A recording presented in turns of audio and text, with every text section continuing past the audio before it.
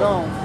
2 Timothy chapter 3, verse, I'm going to start back up at 4. It says, traitors, heady, high-minded, lovers of pleasure more than lovers of the Most High. Yep. These are all traits of, these are all demons that are in the world, man. That are on people, on the people of this world. Okay, everybody's proud. Everybody, you know, they boast of themselves. They boast of their careers. They boast of their material possessions, their accomplishments in life.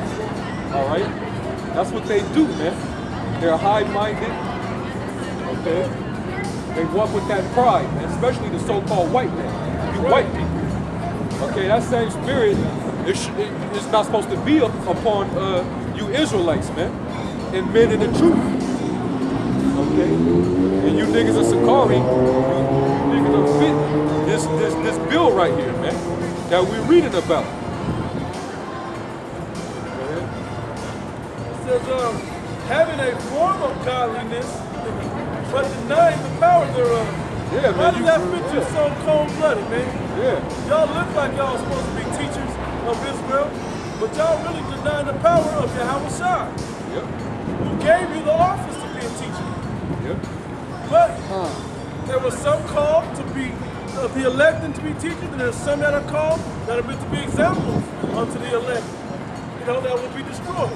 Yeah, some were called unto condemnation. Yeah, right. You know? That's right. It says, having a form of godliness, but denying the power thereof, from such turn away. From such turn away, man. So turn away from that, man. All right, if you don't, you're going to be put to death. Anybody that follows after that spirit, you're going to be put to death if you don't turn away from it. All right? That's it on that. Now let me read verse 7. Ever learning and never able to come to the knowledge of the truth. You've been in the truth too long to be still misconstrued. That goes for both of y'all to be misconstruing these scriptures. Just to the point where you're looking at us like we're teaching it wrong because you understand it wrong. That's your fault. The Heavenly Father blinded you from truly getting the deep understanding. That goes for everybody. If y'all don't see this word for what it really is, y'all don't see this word for what it really is, that's because the Heavenly Father blinded you away from it. And it's not our fault. It's your fault because you wasn't created to be somebody that can get it. That was it. That was it. I got this one. You said you had what you had, right? Proverbs 15 and 10. Correction is grievous unto him that forsaketh the way. Yeah, man. Correction is grievous. Meaning it's a burdensome thing to get corrected. A nigga don't like being told that he's wrong. Oh man, you judge. That's the main problem with Israel, man. I'm talking about Israel as a whole. Israel as a nation has always had that spirit upon them. When you tell them that they're going off or they're wrong, they get fed up and upset and they become even more of a damn demon, man. Who is you? You know? To judge me. That's the first thing they say. You can't tell them nothing. You know, you going off. Oh, Salaki, I'm shit. You're right. I am going off. Where's the humility, man? Right. It's rare within our people. It's rare, man. Our people don't have humility. Okay? When the Lord said he only deal with a humble and contrite spirit. All right, if you're not humble, the Lord he ain't gonna even acknowledge you, man. He gonna let you be proud, so you can have a great fall. You know? And he. Hold on.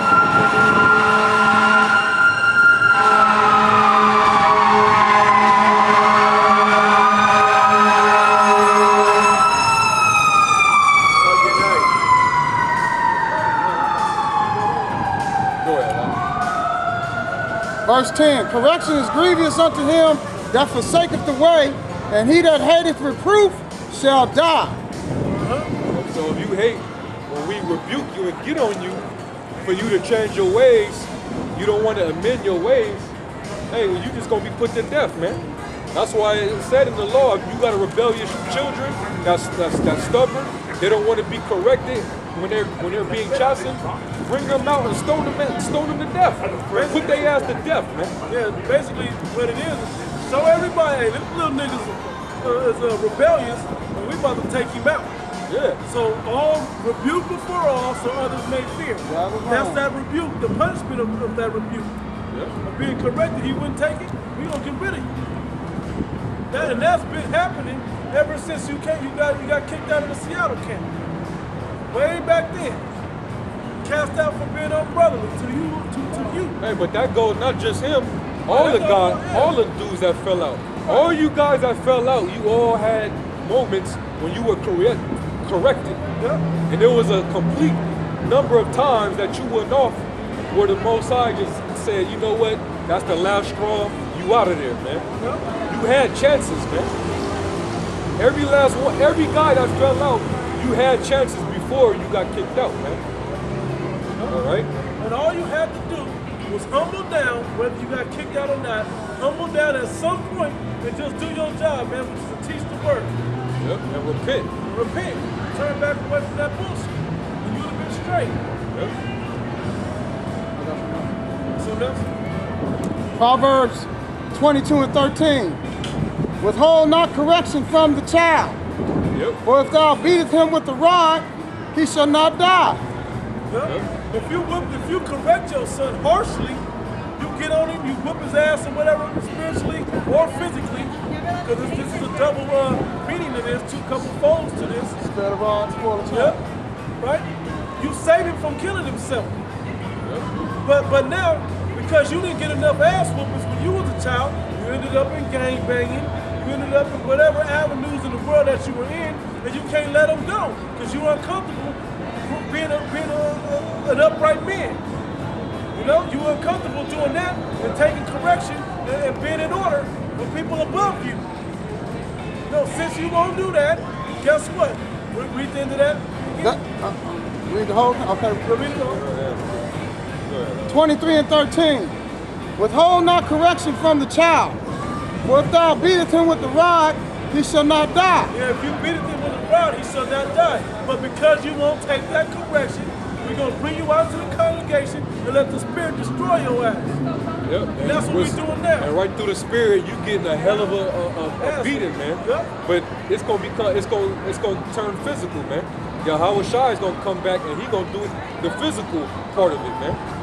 And that's a scary thing, man. Look, you make it that long. Because he's coming with the might and power of his father, man.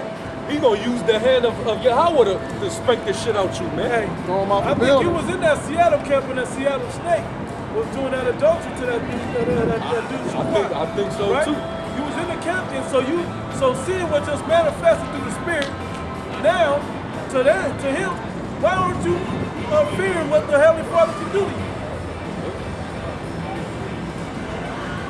Messing with the men that was set up. I got one.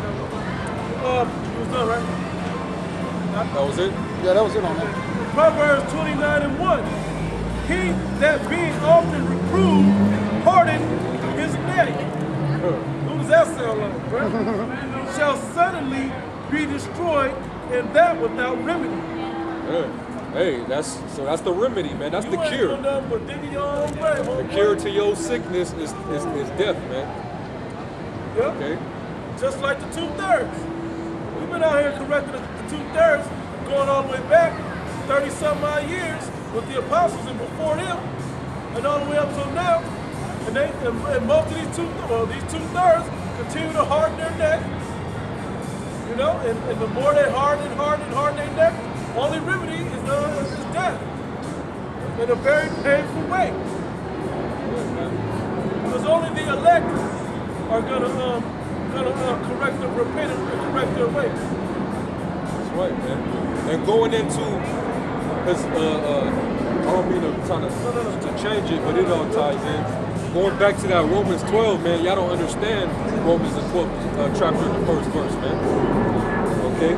That reasonable service of us giving our bodies as a living sacrifice It's us denying our own selves and our own lives to come out here and teach the gospel that Yahweh Shai gave to us. The man. worldly selves that are within us, the worldly ways that we were raised in the world with, putting that away.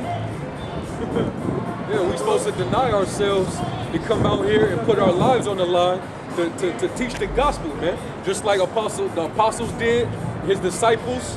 Okay, that's how you that's a form of worship. But who are we doing this for?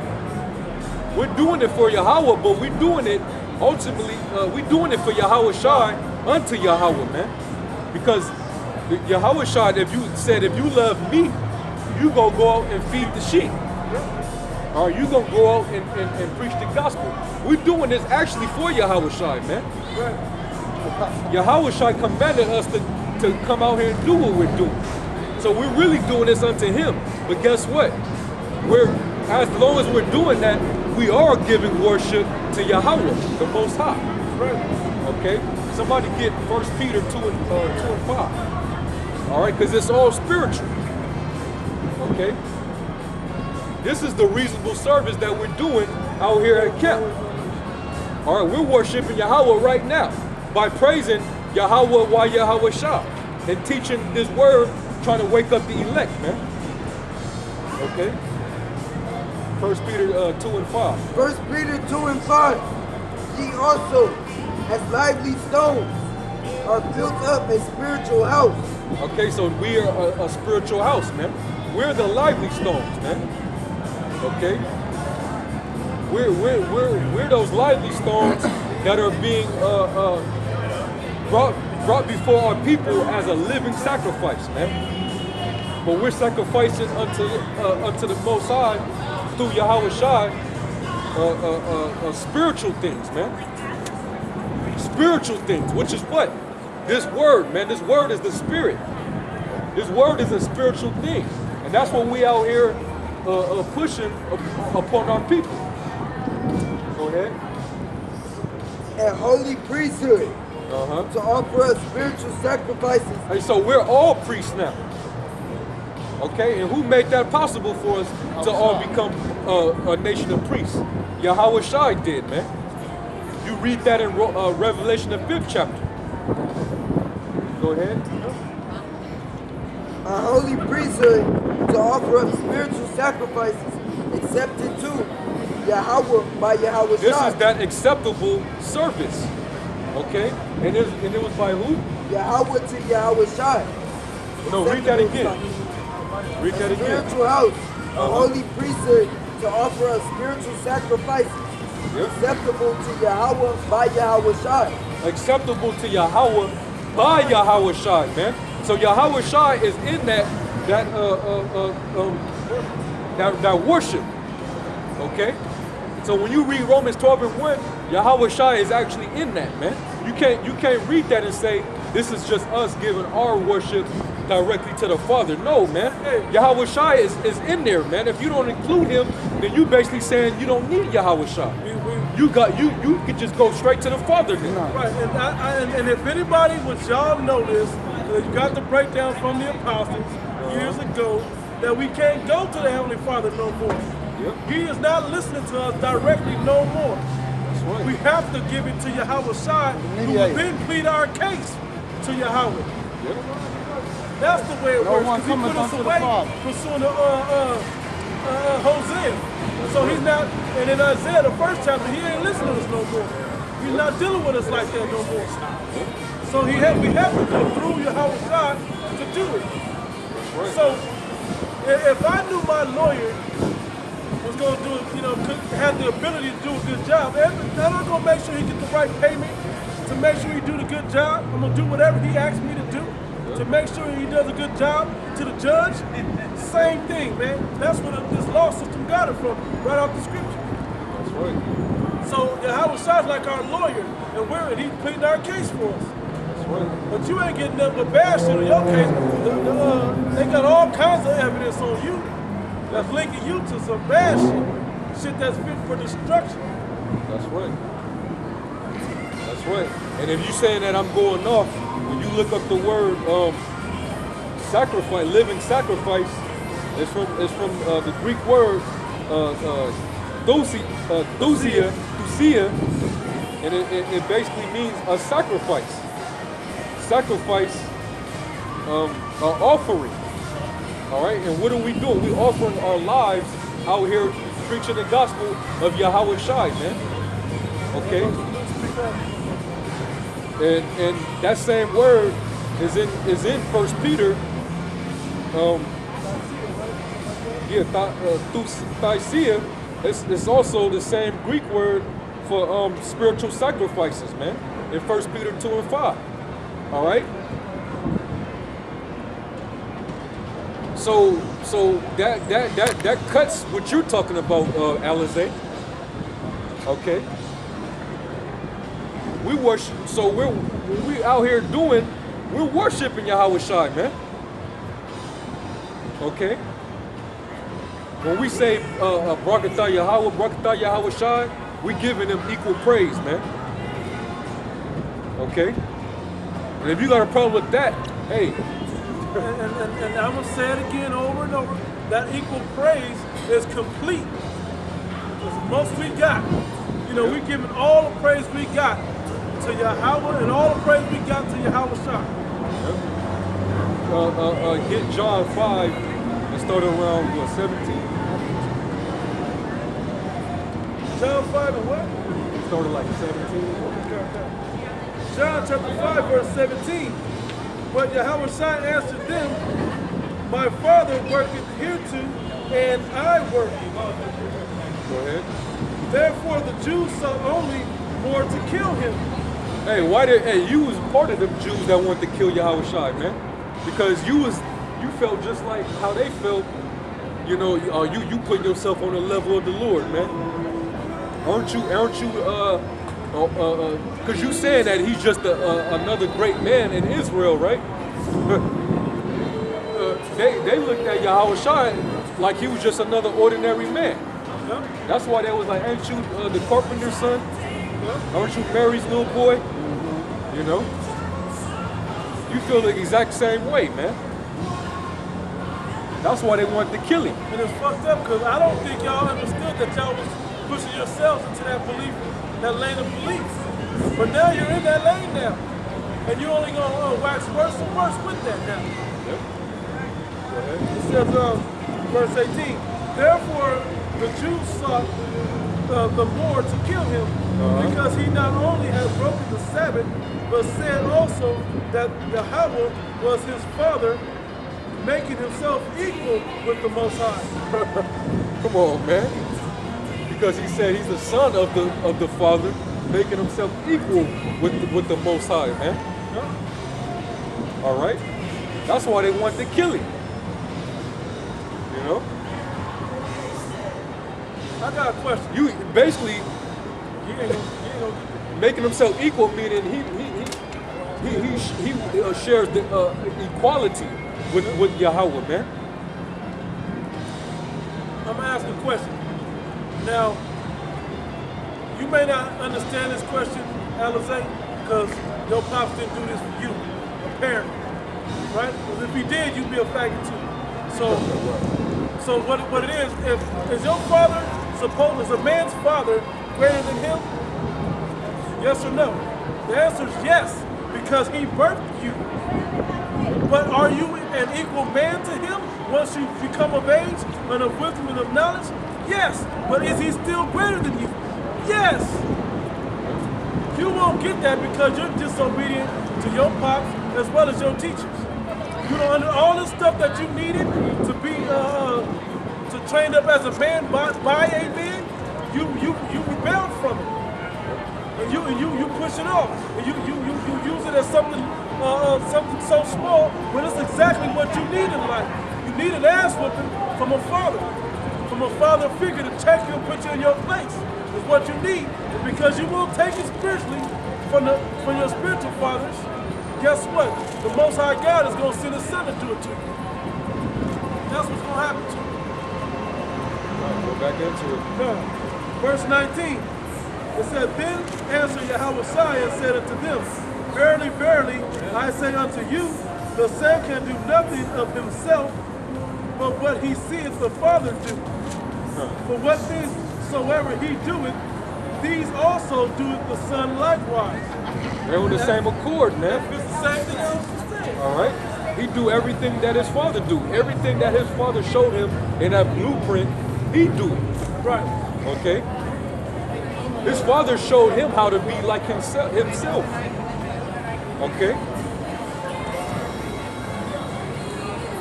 Go ahead, Yeah, it says, verse 20, for the Father loveth the Son, and showeth him all things that himself doeth. Yeah. Yeah. Go ahead. It said, if you're a father, you're going to teach your son the trade that you know. You're going to show him things and explore things that you know, or that you want to know, or that he may know. You got to learn so you can teach him those things. It said, for the Father loveth the Son, and showeth him all things that himself doeth. And he will show him greater works than these, that ye may marvel. For as the Father raiseth up the dead, and quickeneth them, even so the Son quickeneth whom he will. So he do whatever the Father can do. The Most High can raise you from the dead. When Yahweh Shai, when he came on the scene, he raised people from the dead, man. All right. Go ahead. Yeah, we gotta read this. That's your whole shit. But this Y'all keeps coming out. It's a cut. It's a cut. It keeps coming out, man. The Spirit wants this to come out, man. Hey, that's your whole problem with that whole Sakari thing. Y'all more worried about cutting than y'all worried about edifying, man. Y'all worried about looking good. Like, oh, I cut you. Ooh, who gives a shit, man? So what you get dunked? It's still 2 points. Stupid, man.